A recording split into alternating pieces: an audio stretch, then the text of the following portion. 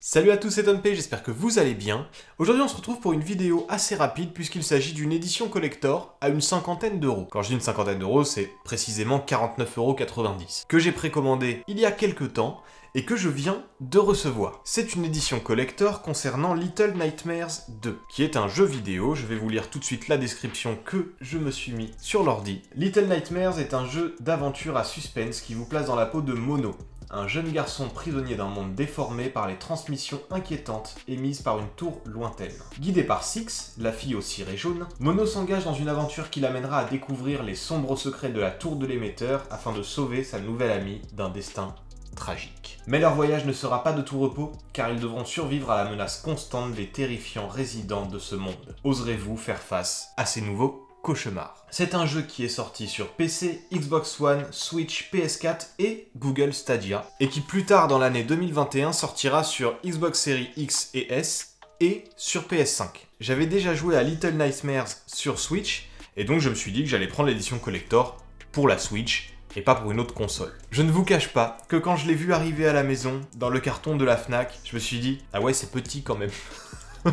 J'ai l'habitude d'avoir des collectors qui sont nettement plus gros, bon qui sont nettement plus chers aussi, mais bon d'une certaine manière pour une cinquantaine d'euros je sais pas trop à quoi je m'attendais en fait. En faisant quand même un rapide tour du packaging, nous avons sur cette face-là tout ce qui va être inclus à l'intérieur. Donc l'édition TV de Little Nightmares comprend les éléments physiques suivants: boîte TV collector, diorama d'évasion, bande son, artbook, steelbook, autocollant et quelques bonus numériques. Nous avons ici quelques illustrations du jeu, oserez-vous faire face à vos cauchemars d'enfants, et sur ce côté-là, on a ce qu'on retrouve à l'intérieur du collector. Ouvrons ça tout de suite.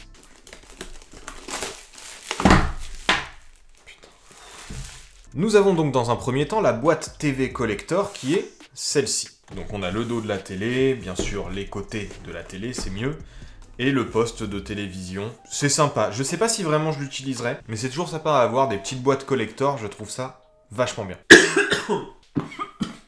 Ah, je vais mourir là. Ah, ça m'a fait pleurer carrément. Quand on ouvre cette boîte, on tombe sur plusieurs choses que je vais sortir donc tout de suite, comme ça. On verra petit à petit après. Je reviens juste sur la boîte, et quand on retire un peu tout ce qu'il y a dedans, on s'aperçoit que c'est vraiment une vitre transparente. Enfin une vitre, un bout de plastique transparent, et qui va nous permettre possiblement de mettre la figurine à l'intérieur. Nous avons donc plusieurs choses. On a la figurine qu'on va voir à la fin, hein. Faut pas déconner, je sais que c'est ce qui vous intéresse le plus, donc forcément on va le faire à la fin. Nous avons le jeu, parce que oui, dans cette édition collector, nous avons le jeu qui est fourni avec, et c'est pour ça que je trouve que 50 € pour cette édition collector, c'est finalement pas très cher. Y a-t-il des choses à l'intérieur? Je ne sais pas. Comme je vous le rappelle, j'ai pris le jeu sur Nintendo Switch, parce que je trouve ça plus facile pour les petits jeux comme ça, qui sont plus des jeux arcade. Je trouve ça plus facile de jouer sur Switch, en fait, tout simplement. Bon, rebelote, vous avez bien vu que je l'avais ouvert avant, mais bon, on va le réouvrir.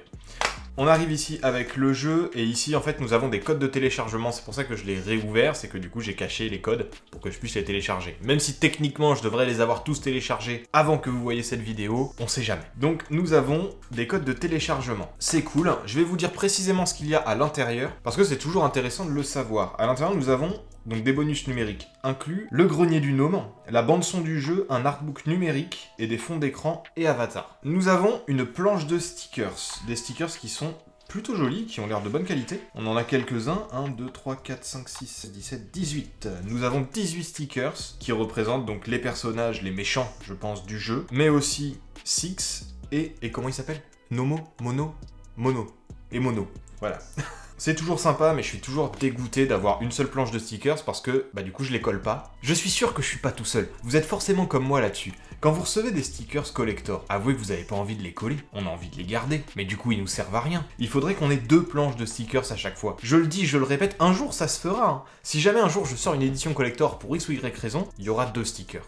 Ou en tout cas 2 planches de stickers, c'est sûr. Le steelbook qui est donc la boîte en métal, avec à l'intérieur le CD pour avoir la bande son originale. On a donc un petit fond qui est assez sympathique, qui représente toujours le jeu. Et les parties en métal ne sont pas texturées, c'est vraiment juste du métal classique. Mais c'est mignon.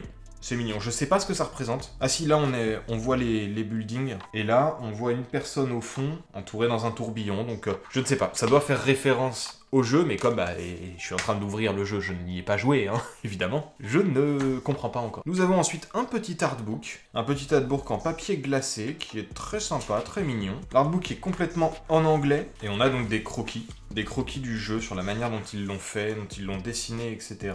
On a les bâtiments. Elle fait flipper quand même.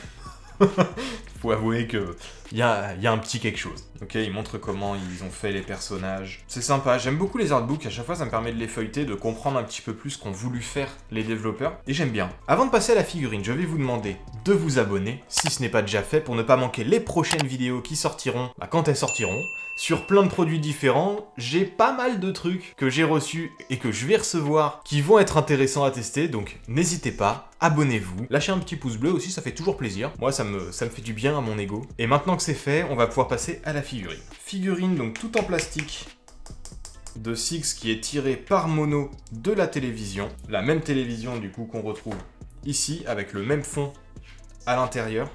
En fait, la figurine est plutôt bien détaillée, elle est légèrement souple. Au début, je m'attendais à quelque chose d'un peu plus grand, et puis finalement, c'est pas mal. On voit le mouvement de la télé qui avance en même temps que Six est tiré de la télé. C'est sympa, il y a vraiment un petit truc. Je suis un peu déçu par contre du dos de la télé. Le dos de la télé, ils auraient pu faire un petit effort. Le visage est quasiment inexistant, de toute façon, on ne le voit pas dans le jeu, donc c'est pas très important. Mais c'est quand même pas mal. Je sais pas ce que vous en pensez. Je la trouve quand même très jolie. Pour avoir l'effet comme ceci, ils ont utilisé du plastique transparent. Ce qui fait qu'on a vraiment l'impression en fait qu'elle est tirée de la télé ou elle sort de l'image en fait carrément. Faudra que je trouve quelque chose pour rehausser la figurine parce que l'avoir à l'intérieur, je me dis que ça peut être une bonne idée.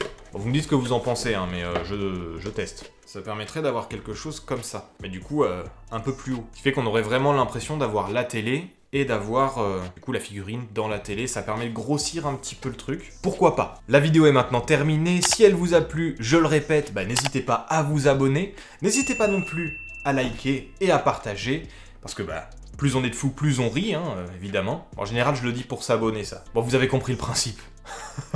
On se retrouve pour une prochaine vidéo. C'était Tom P. A plus. Bye.